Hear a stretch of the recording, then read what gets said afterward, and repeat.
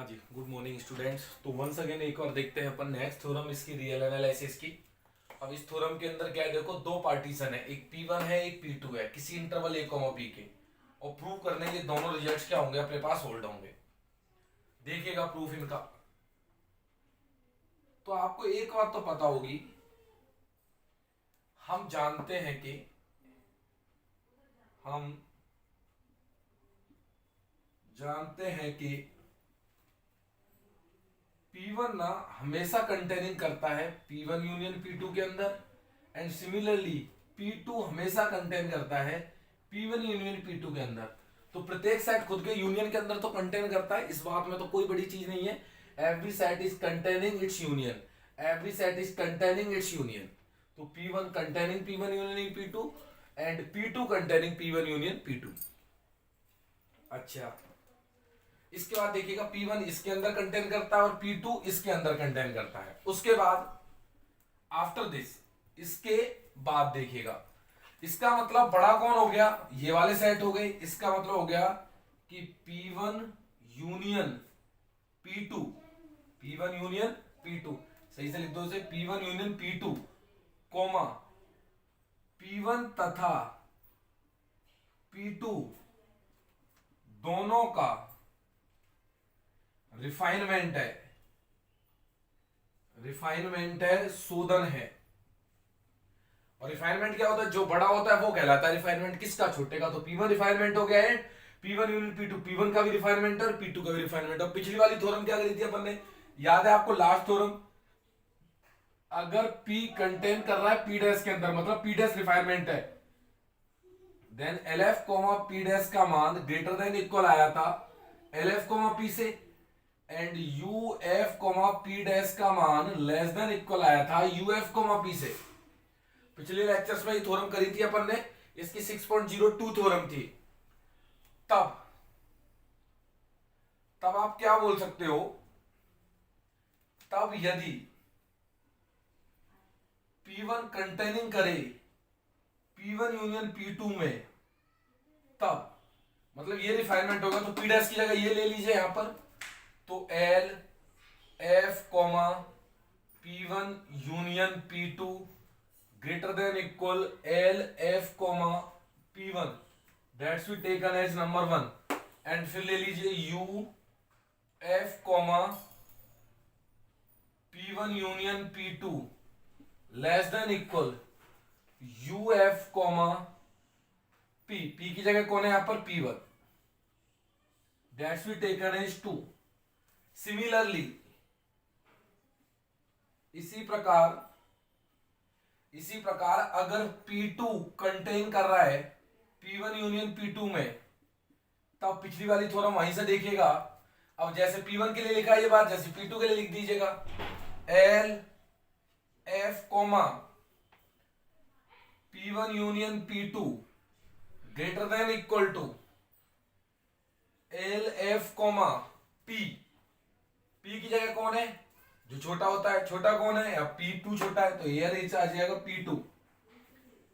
And U F P1 union P2 less than equal U F P2, that's we taken as number 3 और that's we taken as number 4।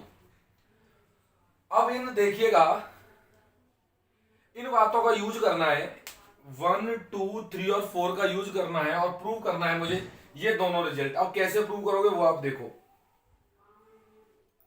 आपको एक बात पता है, यहां पर लिखेंगे अपन, हम जानते हैं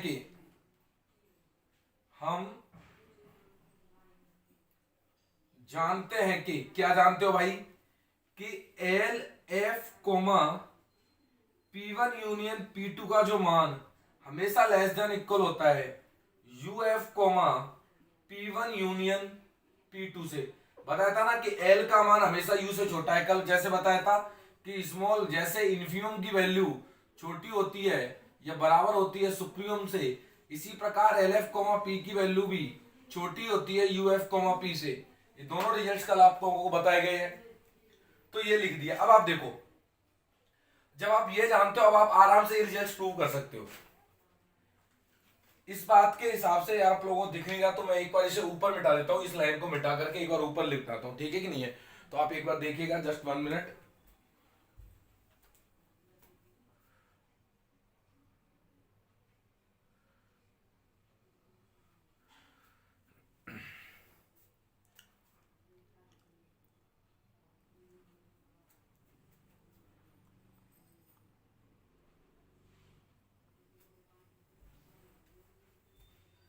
यस प्लीज, सॉरी। देखिएगा आप यहां से, अब आप देखो L F comma P one union P two, L F comma P one union P two से छोटा कौन है, L F comma P one. तो यहां पर क्या मैं लिख सकता हूं, that implies L F comma P one less than equal किससे है, L F comma P one union P to less than equal U F comma P one union P two. और U F comma P one union P two किससे छोटा है, U F comma P one union P two किससे छोटा है, U F comma P two से। तो ये छोटा हो जाएगा यूएफ कॉमा पी टू से। तो यहां से फाइनल आप क्या लिख सकते हो, L F comma P one का मान लेस देन इक्वल हो जाएगा, this will be less than equal U F comma P two. ये प्रूव हो गया जो आप चाहते थे, बहुत सिंपल सा है। ये अपन जानते हैं कि L F comma P one union P two का मान छोटा होता है यूएफ कॉमा पी टू से, और ये किससे छोटा है, यूएफ कॉमा पी टू से छोटा है देखो। और ये किससे बड़ा है, ये L F comma P one से बड़ा है। तो ये स्टेप अपन डायरेक्ट करेंगे। इसके बाद सिमिलर अप्रोच से सिमिलरली देखिएगा, मैं आगे मिटाता हूं ऊपर है ना एक बार।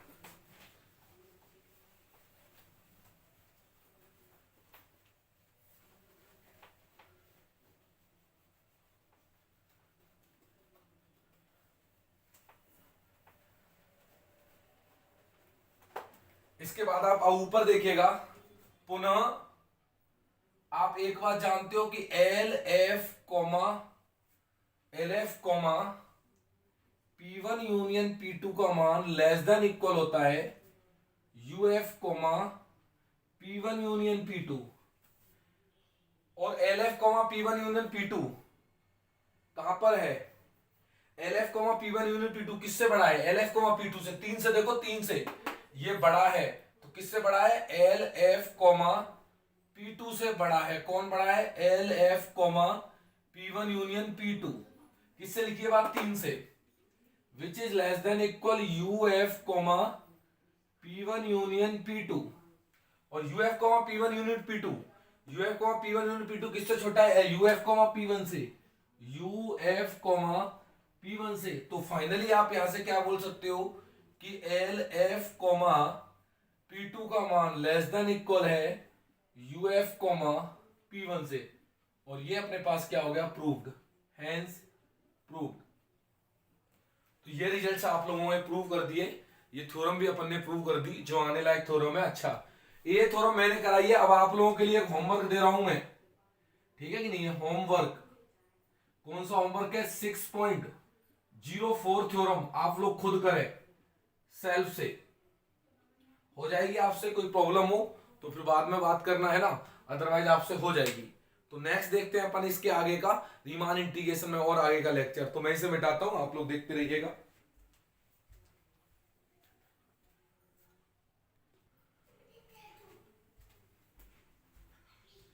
यस प्लीज, नेक्स्ट देखिएगा। अपन इसमें नेक्स्ट टर्म्स डिफाइन करेंगे। आप नेक्स्ट दो थ्योरम करे है ना, 6.04 एंड 6.05, दोनों सिंपल थ्योरम आप कर सकते हैं। नेक्स्ट देखिएगा, डेफिनेशन एक, ऊपरी तथा निम्न रीमान समाकलन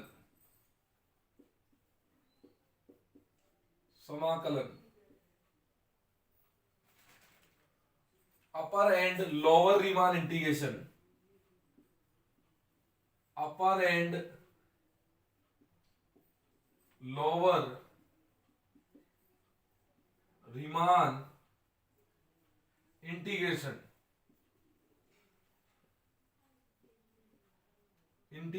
ऊपरी तथा निम्न रीमान समाकलन।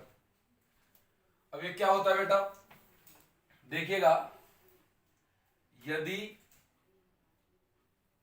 अंतराल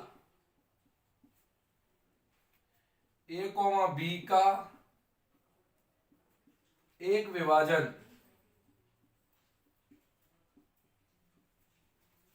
P निम्न प्रकार है।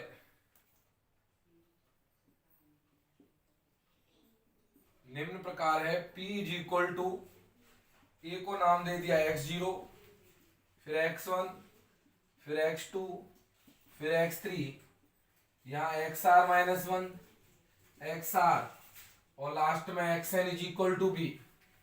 अगर अपने ए कॉमा बी का कोई पार्टीशन ले लिया इस तरीके से, ठीक है कि नहीं है, इस अंतराल में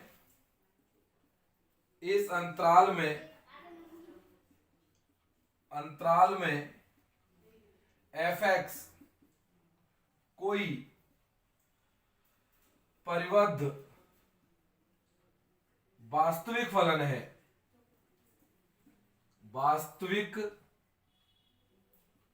फलन है, we any bounded real function, तब देखो टर्म्स डिफाइन करी, हर इंटरवल के लिए जितने भी थे उन सब के लिए uf कॉमा p फाइंड किया।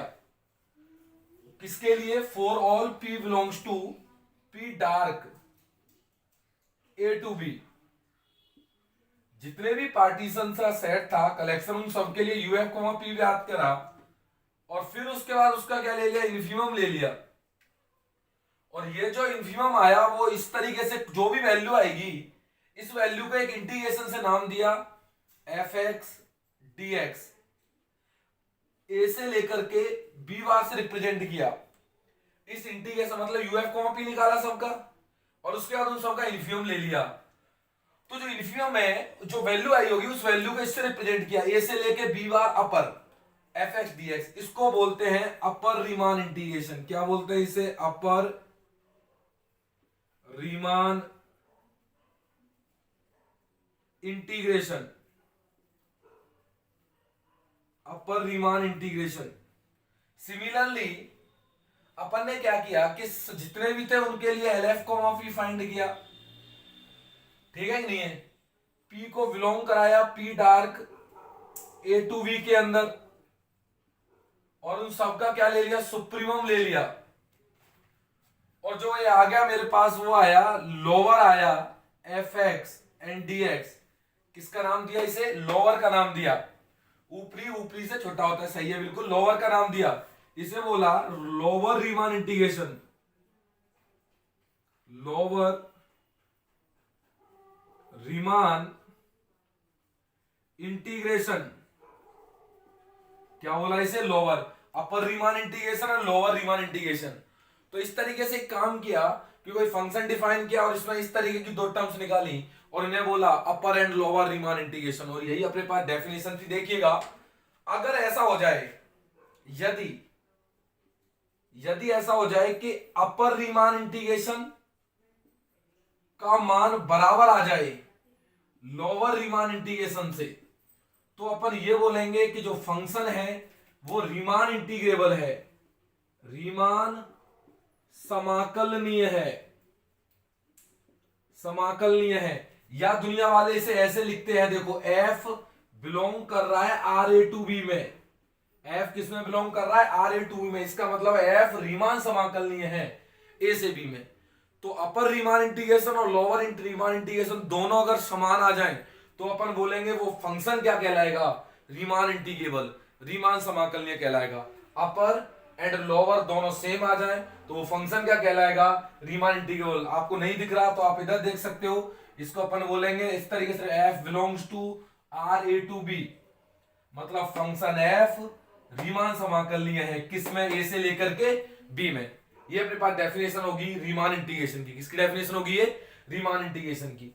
और जब दोनों समान आती हैं तो कॉमन वैल्यू को, मतलब A से लेकर के B fx dx lower, A से लेकर के B बार अपर fx dx, अगर ये दोनों सेम आ जाती हैं तो कॉमन वैल्यू को सिंपल लिखते हैं बेटा, A से B fx dx। तो कभी जिंदगी में यहां पर अगर A से लेके B fx dx ज्ञात करना है तो लोअर रीमान इंटीग्रेशन निकालो, अपर रीमान इंटीग्रेशन निकालो और दोनों की वैल्यू क्या जानी चाहिए? सेम। अगर सेम आ गए तो फंक्शन रीमान इंटीग्रेबल है और सेम नहीं आए फंक्शन रीमान इंटीग्रेबल नहीं है। That clear? बहुत अच्छी बात है ये अपन लोगों ने यहाँ पर क्लियर कर लिया। तो आप लोग इसे उतार सकते हैं, डेफिनेशन इंपॉर्टेंट है, अपने काम आएगी आगे। आगे की सारी थ्योरम्स में ये डेफिनेशन अपने क्या आने वाली है, काम आने वाली है। एक और बात आप यहां पर गौर से देखिएगा, नोट डाल के लिख लेंगे चाहे तो इस बात को, एक बार मैं मिटा देता हूं, 1 मिनट बस, है ना।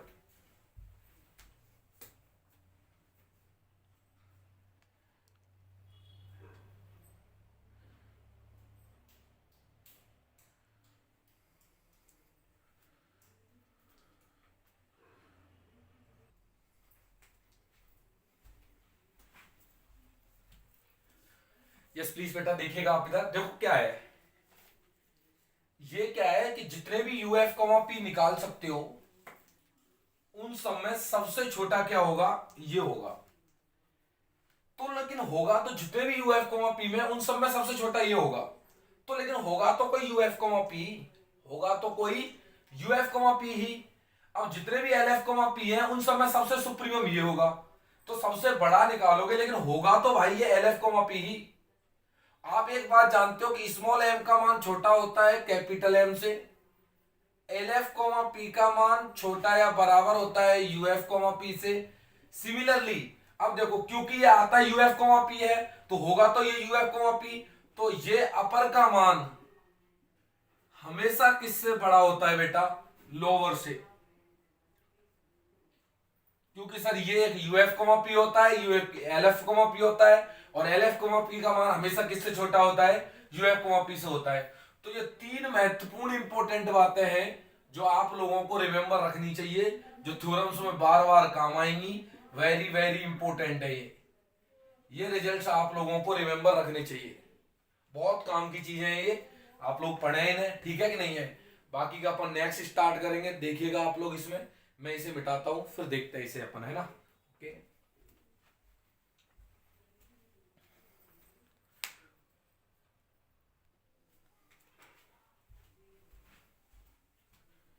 यस प्लीज बेटा। तो नेक्स्ट देखिएगा अपन एक और इंपॉर्टेंट कंसेप्ट करते हैं, इससे लीक से हट करके, लेकिन अपनी जो थ्योरम है उसमें काम आएगा आगे ये। तो पहले देखते हैं उच्चक, उच्चक की प्रॉपर्टी और उसकी बात है जिसे आप सुप्रीमम कहते हो।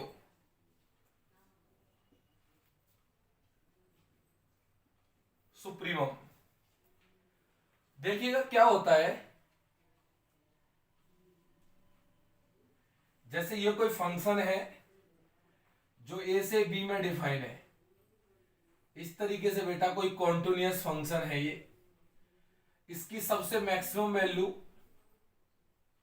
ये अपने पास कैपिटल एम है, और सबसे छोटी वैल्यू है वो ये वैल्यू स्मॉल एम है।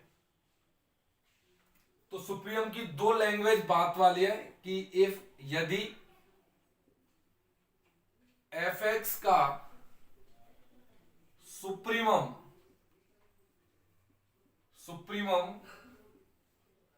कैपिटल एम है तो 2 बातें लिख सकते हो बेटा आप इसके लिए। पहली बात लिख सकते हो कि पूरा फंक्शन कैपिटल एम से क्या होगा, छोटा होगा। तो एफ एक्स का मान लेस देन इक्वल होगा कैपिटल एम से for all X belongs to A comma B. बेटा यहां तक तो कोई समस्या ही नहीं है।